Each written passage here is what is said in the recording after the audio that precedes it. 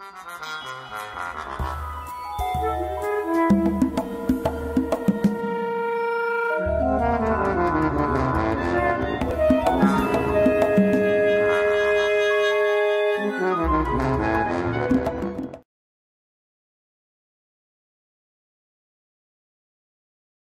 said that the public education is not good.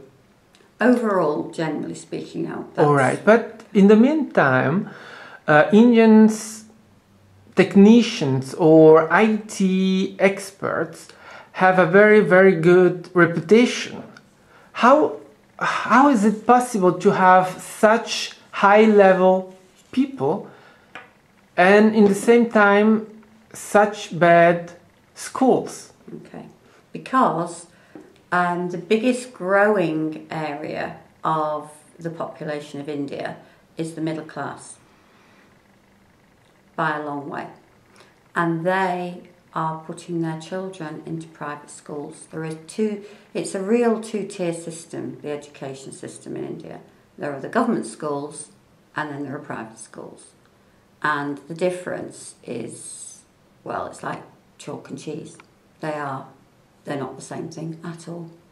Because as I said earlier, there was no teachers, 2 schoolrooms and no teachers in a government school, where there would be more children than if there were in the same area. There would be less children in a private school and there'd probably be 20 teachers. So it's a very different level of education. And what Bhumi is trying to do, and is succeeding very slowly, but we are succeeding, is raising the level of the government school education overall, some of which is through this programme with the mentors, but also raising the level of the teaching within the school, and bringing volunteers in from different parts of the world. We have 2 young Germans at the moment running science projects with the schools, and it's something the government schools don't really do science because they haven't got the facilities for a start. So I mean, it's quite low level science, but it's something that those children have never been exposed to. Well, I mean it's a wonderful idea, but I just wonder where they're going to get the money, because there are more children who don't go to school at all than there are that do at the moment. And some never go to school, and it's not just girls. There are children in the rural areas who never, ever go to school. So it is a task that's like Everest, and I wonder if the money is like a molehill. Because if the money isn't there to provide those schools and provide the teachers, and what level of teacher? I mean, is it good enough just that there's a person at the front? Or does it matter how good they are? Does it matter that the children just attend from 9 in the morning till whatever time? Or does it matter what they learn while they're there? I mean, it depends what they mean by that. And I think in India there are so many levels of government and so many filters that it will have to go through, that by the time it gets to a building where children congregate and are supposed to learn, there is a very long way to go between signing that piece of paper and getting to that.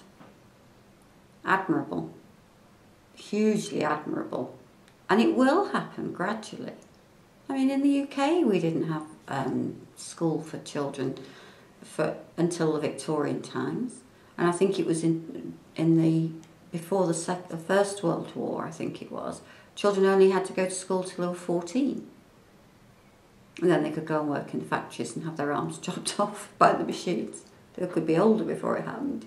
You know, I mean, it's just that I think the difficulty for India is that they're living in a very fast-paced world, a globalised world.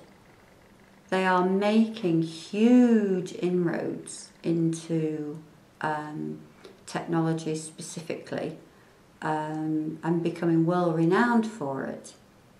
But there are so many people that are not involved in that they have this horrible situation where, although the middle class is growing and the rich are getting richer, there is still this enormous mass of people, and it's getting to them, and it's providing them with the opportunities out of poverty. In the middle classes and the upper classes, then certainly there are arranged marriages, and it's always the women, and they have these big brass pots that they put on their heads. The lack of sanitation, the lack of the proper education facilities for everybody,